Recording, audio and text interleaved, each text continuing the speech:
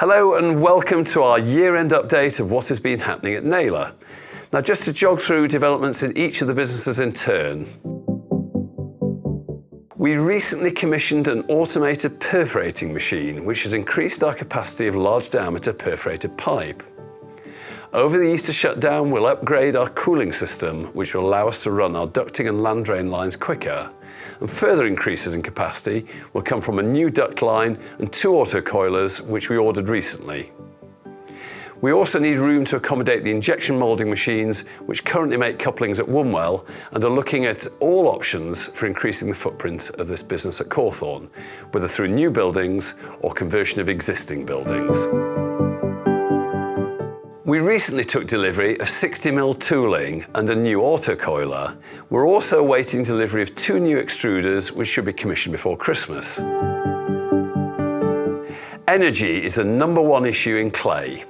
We've addressed the issue of power cuts by commissioning our 1.5 megawatt combined heat and power plant. This allows us to generate our own electricity, but the gas price has gone off the scale on the back of the war in Ukraine, and current market prices are 5 times what we're used to. We're working out what that means for the future shape of our clay business. Our picking and packing operations have been overhauled with the installation of new racking, both inside the warehouse and on the yard. And in addition to increasing output of Yorkshire flower pots, we've got some nice new imported ranges to launch. We continue to develop our concrete businesses, although shortage of cement in the first quarter of 2022 has been most unwelcome.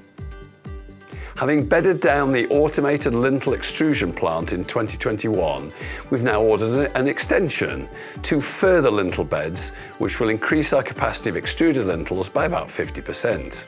And we've launched Extra Fire, a 1-part fire-resistant lintel, which can be cut to length on site without adversely affecting its fire resistance.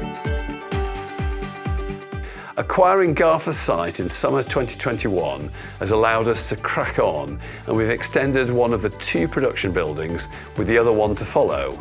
When we're finished, we should have increased daily production from 70 tonnes to 110 tonnes. The tenant at the front of the site has now vacated, and we're working out plans for using this area. The big news in specialist plastics is the acquisition of D&B Injection Moulding Limited, based near Huddersfield. D&B is a manufacturer of glands for the electrical industry. We're planning to leave it in its current premises for 3 months or so before we transfer it across to Wombwell. There's also plenty going on at Gainsborough too. Since buying the business in August 2021, we've been working to increase the business's capacity of the NovaForm permanent formwork product. One logjam was mesh supply, and in December we acquired a mesh plant from our supplier BRC, which is now operational. We're also in the process of acquiring an additional NovaForm line and an additional bending machine. A 5,000 square foot extension is also under construction, which will give us more operational space. Meanwhile, Tipton has a new electrical conduit line and autocoiler and has been busy manufacturing smoothbore ducting. There's been lots of other things going on. We've been visited by the Lord Lieutenant and our MP, and we've done lots of work on our net zero plan. But hopefully that's been enough to give you a good overview of what we've been up to. Thank you for watching and stay safe.